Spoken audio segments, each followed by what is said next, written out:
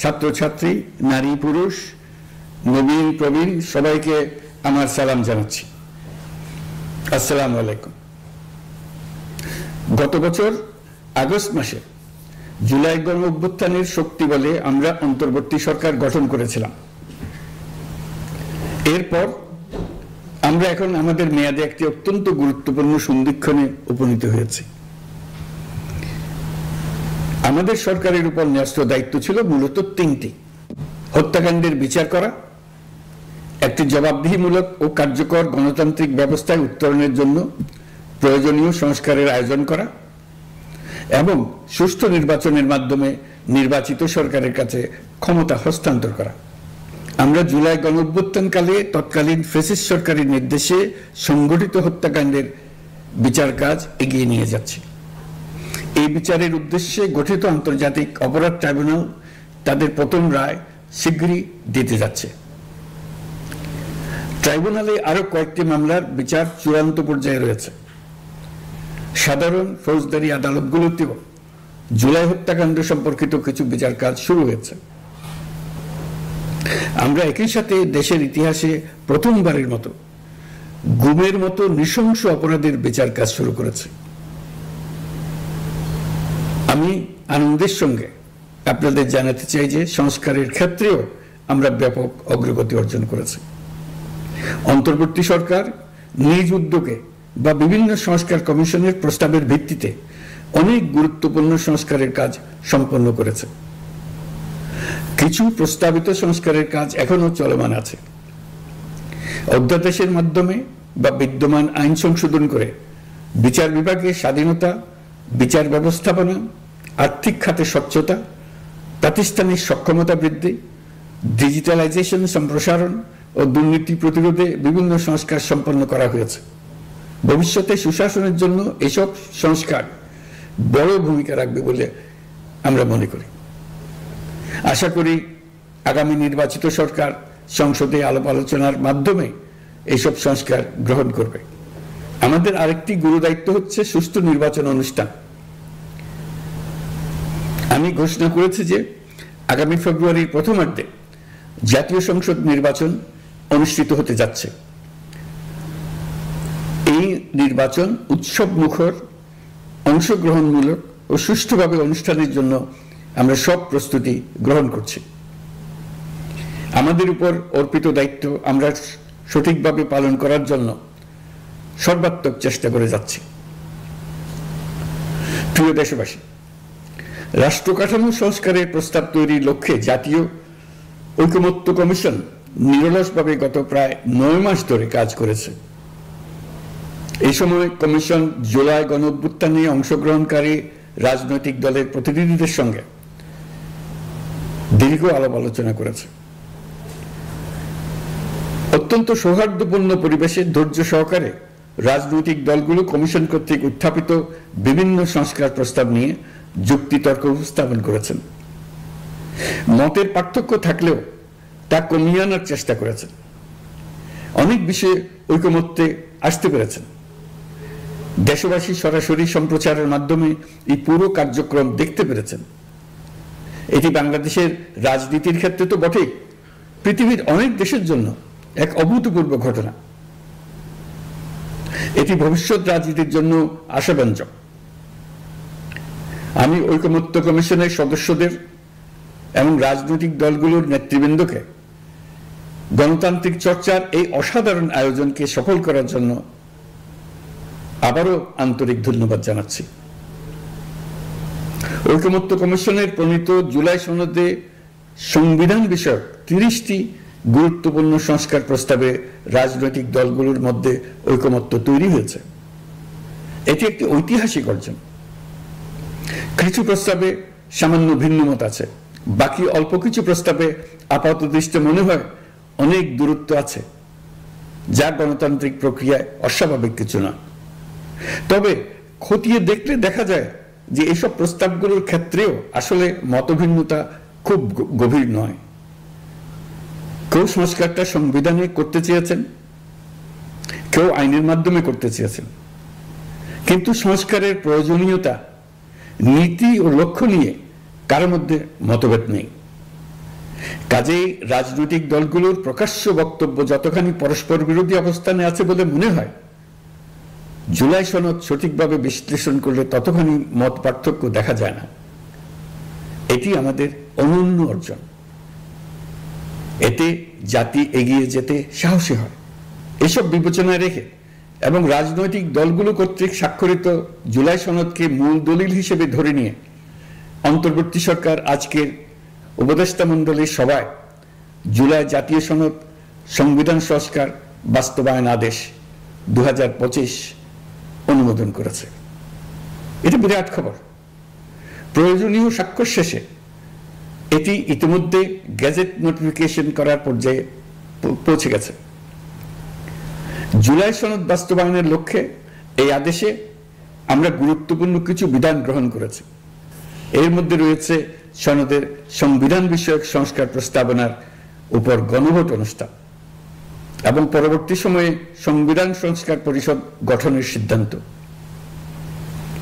আমরা সকল বিষয় বিবেচনা করে সিদ্ধান্ত নিয়েছি যে আগামী জাতীয় সংসদ নির্বাচনের দিনেই গণভোটের আয়োজন করা হবে, অর্থাৎ জাতীয় নির্বাচনের মতো গণভোটও ফেব্রুয়ারির প্রথমার্ধে একই দিনে অনুষ্ঠিত হবে। এতে সংস্কারের লক্ষ্য কোনোভাবে বাধাগ্রস্ত হবে না।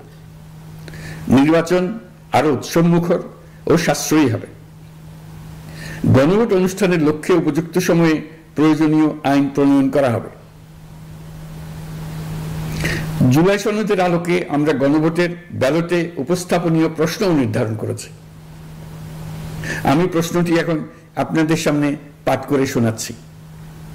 প্রশ্নটি হবে এরকম: আপনি কি জুলাই জাতীয় সনদ সংবিধান সংস্কার বাস্তবায়ন আদেশ 2025 এবং জুলাই জাতীয় সনদের লিপিবদ্ধ সংবিধান সংস্কার সম্পর্কিত নিম্নলিখিত প্রস্তাবগুলোর প্রতি আপনার সম্মতি জ্ঞাপন করছেন? ক, নির্বাচনকালীন সময়ে তত্ত্বাবধায়ক সরকার, নির্বাচন কমিশন এবং অন্যান্য সাংবিধানিক প্রতিষ্ঠান জুলাই সনদে বর্ণিত প্রক্রিয়ার আলোকে গঠন করা হবে। খ, আগামী সংসদ হবে 2 কক্ষ বিশিষ্ট। জাতীয় সংসদ নির্বাচনে দলগুলোর প্রাপ্ত ভোটের অনুপাতে 100 জন সদস্য বিশিষ্ট একটি উচ্চকক্ষ গঠিত হবে এবং সংবিধান সংশোধন করতে হলে উচ্চকক্ষের সংখ্যাগরিষ্ঠ সদস্যের অনুমোদন দরকার হবে। গ, সংসদে নারীর প্রতিনিধি বৃদ্ধি, বিরোধী দল থেকে ডেপুটি স্পিকার ও সংসদীয় কমিটির সভাপতি নির্বাচন, প্রধানমন্ত্রীর মেয়াদ সীমিতকরণ, রাষ্ট্রপতির ক্ষমতা বৃদ্ধি, মৌলিক অধিকার সম্প্রসারণ, বিচার বিভাগের স্বাধীনতা ও স্থানীয় সরকার সহ বিভিন্ন বিষয়ে যে 30টি প্রস্তাবে জুলাই জাতীয় সনদে রাজনৈতিক দলগুলোর ঐকমত্য হয়েছে, সেগুলো বাস্তবায়নে আগামী নির্বাচনে বিজয়ী দলগুলো বাধ্য থাকবে। ঘ, জুলাই সনদে বর্ণিত অন্যান্য সংস্কার রাজনৈতিক দলগুলোর প্রতিশ্রুতি অনুসারে বাস্তবায়ন করা হবে। গণভোটের দিন এই 4টি বিষয়ের উপর একটি মাত্র প্রশ্নে আপনি হ্যাঁ বা না ভোট দিয়ে আপনার মতামত জানাবেন। গণভোটের সংখ্যাগরিষ্ঠ ভোট হ্যাঁ সূচক হলে আগামী সংসদ নির্বাচনে নির্বাচিত প্রতিনিধি নিয়ে একটি সংবিধান সংস্কার পরিষদ গঠিত হবে। এই প্রতিনিধিগণ একই সাথে জাতীয় সংসদের সদস্য হিসেবে দায়িত্ব পালন করবেন। পরিষদ তার প্রথম অধিবেশন শুরুর তারিখ হতে 180 কার্যদিবসের মধ্যে সংবিধান সংস্কার করবে।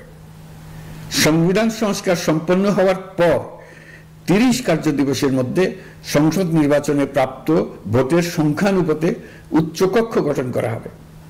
এর মেয়াদ হবে নিম্নকক্ষের শেষ কার্যদিবস পর্যন্ত। জুলাই সনদ বাস্তবায়নের অঙ্গীকারনামা অনুসারে সংবিধানে জুলাই জাতীয় সনদ অন্তর্ভুক্ত করার ব্যবস্থা গ্রহণ করা হবে। এটিও আজকে অনুমোদিত আদেশে উল্লেখ করা হয়েছে। প্রিয় দেশবাসী, অভ্যুত্থানের পর দায়িত্ব গ্রহণ করে অর্থনীতিকে গভীর গহ্বর থেকে উদ্ধার করা ছিল আমাদের জন্য একটা বিরাট চ্যালেঞ্জ। গত 15 মাসে আমরা সেই চ্যালেঞ্জ উতরাতে সক্ষম হয়েছে। রপ্তানি, বৈদেশিক বিনিয়োগ ও রিজার্ভ সহ অর্থনীতির সবগুলো সূচকে দেশ ইতিবাচক ধারায় ফিরেছে। লুট হয়ে যাওয়া ব্যাংকিং খাত ইতিমধ্যেই ঘুরে দাঁড়িয়েছে, মানুষের আস্থা ফিরে এসছে। ব্যাংকিং খাতকে আরো শক্তিশালী করতে নানামুখী পদক্ষেপ চলমান রয়েছে। অভ্যুত্থান পরবর্তী সময়ে বিভিন্ন দেশের বৈদেশিক বিনিয়োগ হ্রাস পেলেও বাংলাদেশে গণ অভ্যুত্থান পরবর্তী প্রথম বছরে বৈদেশিক প্রত্যক্ষ বিনিয়োগ অর্থাৎ এফডিআই 19.13% বৃদ্ধি পেয়েছে। এটি বৈশ্বিক প্রবণতার বিপরীতে এক অনন্য অর্থনৈতিক দৃষ্টান্ত স্থাপন করেছে।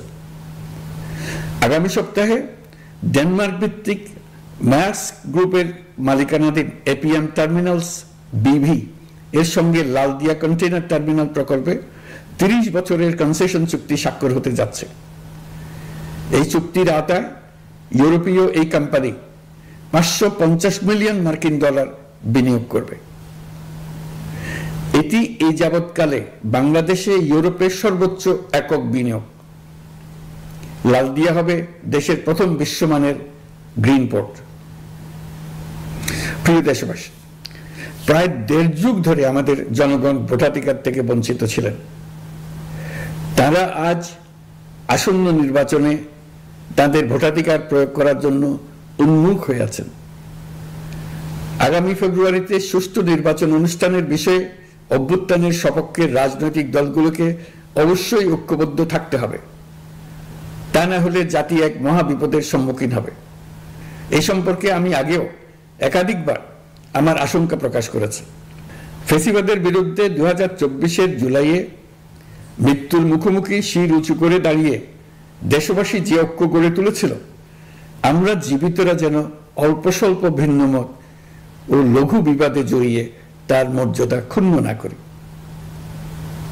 133 শিশু, শত শত তরুণ তরুণী, নারী পুরুষের মৃত্যু, হাজার হাজার মানুষের অঙ্গহানির যে আত্মত্যাগ, সেটিকে আমাদের সম্মান জানাতেই হবে। দেশের আপামর জনগণ সামান্য যা চায় তা হচ্ছে এই অগণিত হতাহতের স্মৃতির প্রতি শ্রদ্ধা জানিয়ে আমরা সবাই যেন ভিন্ন মতের প্রতি সহিষ্ণুতা দেখাই, দলীয় স্বার্থ অতিক্রম করে সম্মিলিত আকাঙ্ক্ষা ও জাতীয় চাওয়াকে ঊর্ধ্বে তুলে ধরি। তাই আমি আশা করি আমাদের এই সিদ্ধান্ত জাতির বৃহত্তর স্বার্থে রাজনৈতিক দলগুলো মেনে নেবে।